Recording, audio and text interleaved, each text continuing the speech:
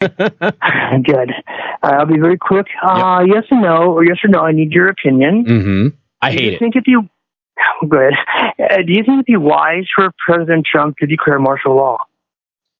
Would it be wise for him to declare martial law? Yes, good idea.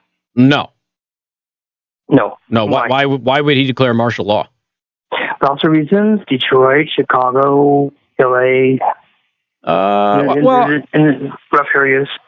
So Roland on our stream was talking about this yesterday, I think it is. He's from Detroit. He's talked about how the police department was under federal control for many, many, many years. So, I mean, there's things that you can do with, to clean up corruption and things like that without doing martial law.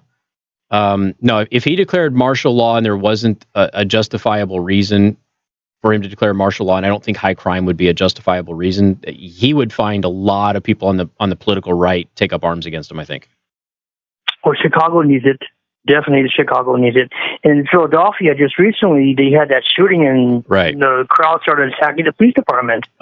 Some people in the crowd, right. In fact, the reporter who reported that, she's now being harassed again today because she had the audacity to tell people that was happening. God forbid. The problem with Philadelphia is their district attorney is a whack job. Mm-hmm. And so they have this rule in Philadelphia, and I didn't talk about this during the shooting, and I don't know if you're aware of it, Mitchell, but they have this rule in Philadelphia where the DA has the discretion to not charge you with gun crimes and things like that as kind of like it's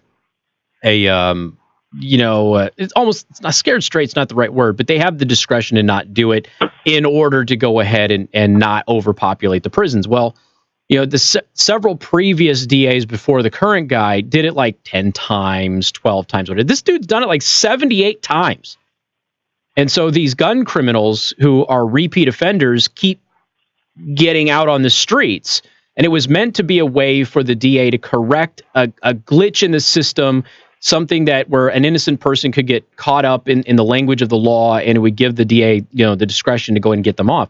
And this guy is just letting repeat offenders off left and right who are gun criminals. And then you start having these huge upticks in violent crime and all of that. So does it need martial law? I'm not there. No, I'm not there. But does there need to be something? And can the federal government have a place there? Sure. I think so.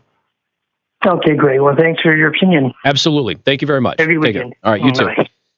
Martial law is one of those things. I don't know how many of you have seen the movie The Siege, and it's with Bruce Willis and Denzel Washington. And if you ask me, it's one of the most underrated films of those two actors. Plus, you had two powerhouse actors on the screen at the same time.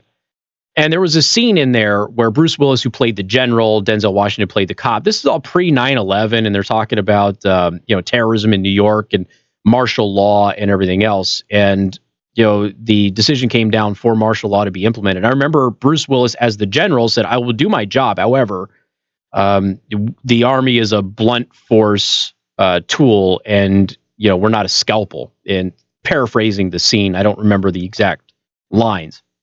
And so even though he said, "Look, if you declare martial law, I'm going to do it, but you need to understand something. It's going to be ugly. You don't want the army on the streets of an American city." And I have always agreed with that. As somebody who is in the military, if the army is on the streets, it had better be for a darned good reason. I don't believe that high crime is that reason. Chicago has a huge problem with crime. Baltimore has a huge problem with crime. There's no doubt about that. And like I said, I believe that there is a federal component to help with that. Martial law, I don't believe, is the right component for that.